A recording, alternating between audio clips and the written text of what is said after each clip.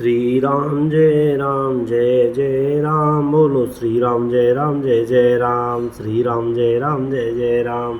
आइए श्री रामचरितमानस से आगे की ओर बढ़ते हैं और श्री भरत जी रामचंद्र जी को लेने के लिए वन में जा रहे हैं, तो तैयारियां चल रही हैं। आइए साथ में चलते हैं, मिलते हैं, सुनते हैं, कृपा होगी। और सभी भक्तजनों को गुरु पूर्णिमा की बहुत बहुत बधाइयाँ। जय सिया राम। कही सब मरमु धरमु भल भाषा, जो जेहि लायक सो तेहि राखा। करि सब जतन राखी रखवारे, राम मातु पहि भरत सिधारे। श्री राम जय जय राम।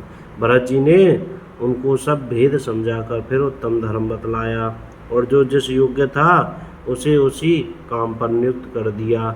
सब व्यवस्था करके रक्षकों को रखकर भरत जी राम माता कौशल्या जी के पास गए। स्नेह के सुजान, प्रेम के तत्व को जानने वाले भरत जी ने सब माताओं को आर्त दुखी जानकर उनके लिए पालकियां तैयार करने तथा सुखासन यान सुखपाल सजाने के लिए कहा। नगर के नर नारी चकवे चकवी की भांति हृदय में अत्यंत आर्त होकर प्रातः काल का होना चाहते हैं। सारी रात जागते जागते सवेरा हो गया। सब भरत जी ने चतुर मंत्रियों को बुलवाया और कहा, तिलक का सब सामान ले चलो। वन में ही मुनि वशिष्ठ जी श्री रामचंद्र जी को राज्य देंगे, जल्दी चलो। यह सुनकर मंत्रियों ने वंदना की और तुरंत घोड़े, रथ और हाथी सजवा दिए। सबसे पहले मुनिराज वशिष्ठ जी अरुंधति और अग्निहोत्र की सब सामग्री सहित रथ पर सवार होकर चले। फिर ब्राह्मणों के समूह, जो सबके सब तपस्या और तेज के भंडार थे, अनेकों सवारियों पर चढ़कर चले। नगर के सब लोग रथों को सजा सजाकर चित्रकूट को चल पड़े, जिनका वर्णन नहीं हो सकता। ऐसी सुंदर पालकियों पर चढ़ चढ़कर सब रानियां चलीं। विश्वास पात्र सेवकों को नगर सौंपकर और सबको आदरपूर्वक रवाना करके तब श्री सीताराम जी के चरणों को स्मरण करके भरत शत्रुघ्न दोनों भाई चले। श्री रामचंद्र जी के दर्शन के वश में हुए। दर्शन की अनन्य लालसा से सब नर नारी ऐसे चले मानो प्यासे हाथी हथनी जल को तककर बड़ी तेजी से बावले से हुए जा रहे हों। श्री सीताराम जी सब सुखों को छोड़कर वन में हैं। मन में ऐसा विचार करके छोटे भाई शत्रुघ्न जी सहित भरत जी पैदल ही चले जा रहे हैं। उनका स्नेह देखकर लोग प्रेम में मगन हो गए और सब घोड़े हाथी रथों को छोड़कर उनसे उतरकर पैदल चलने लगे। तब श्री रामचंद्र जी की माता कौशल्या जी भरत जी के पास जाकर अपनी पालकी उनके समीप खड़ी करके कोमल वाणी से बोली, हे बेटा, माता बलैया लेती है, तुम रथ पर चढ़ जाओ, नहीं तो सारा प्यारा परिवार दुखी हो जाएगा। तुम्हारे पैदल चलने से सभी लोग पैदल चलेंगे। सूख के मारे सब दुबले हो रहे हैं, पैदल रास्ते के पैदल चलने के योग्य नहीं है। माता की आज्ञा को सिर चढ़ाकर और उनके चरणों में सिर नवाकर दोनों भाई रथ पर चढ़कर चलने लगे। पहले दिन तमसा पर वास मुकाम करके दूसरा मुकाम गोमती के तीर पर किया। कोई दूध ही पीते, कोई फलाहार करते, कुछ लोग रात को एक ही बार भोजन करते हैं। भूषण और भोग विलास को छोड़कर सब लोग श्री रामचंद्र जी के लिए नियम और व्रत करते हैं।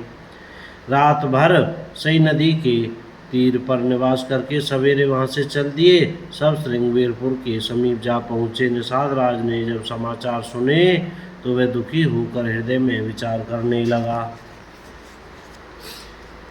क्या कारण है जो भरत वन को जा रही है। मन में कुछ कपट भाव अवश्य है। यदि मन में कुटिलता न होती तो साथ में सेना क्यों ले चले हैं।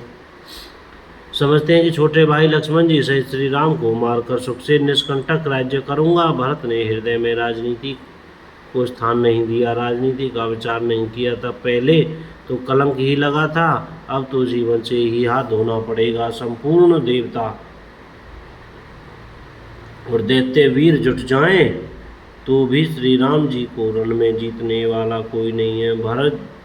भरत जो ऐसा कर रहे हैं इसमें आश्चर्य ही क्या है। विष की बेलें अमृत फल कभी नहीं फलती।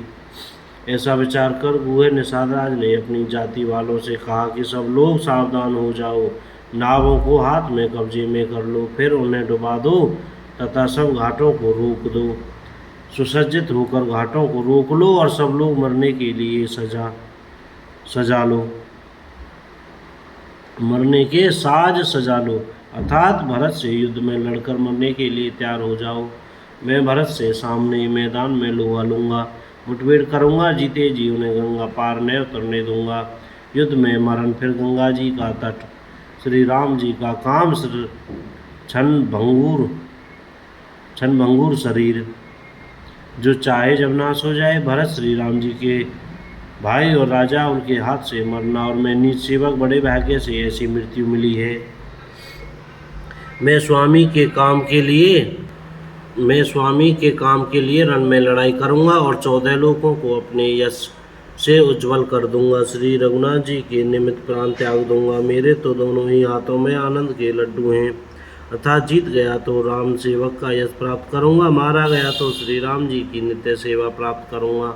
साधुओं के समाज में जिसकी गिनती नहीं और श्री राम जी के भक्तों में जिसका स्थान नहीं, वह जगत में पृथ्वी का भार होकर व्यर्थ ही जीता है। वह माता के यौवन रूपी वृक्ष के काटने के लिए कुल्हाड़ा मात्र है। इस प्रकार श्री राम जी के प्राण समर्पण का निश्चय करके निषाद राज विषाद से रहित हो गया। सबका उत्साह बढ़ाकर तथा श्री रामचंद्र जी का सिमरन करके उसने तुरंत ही तरकस, धनुष और कवच मांगा। उसने कहा, हे भाइयों, जल्दी करो और सब सामान सजाओ। मेरी आज्ञा सुनकर कोई मन में कायरता न लावे। सब हर्ष के साथ बोल उठे, हे नाथ, बहुत अच्छा, और आपस में एक दूसरे का जोश बढ़ाने लगे। निषाद राज को जोहार करके सब निषाद चले।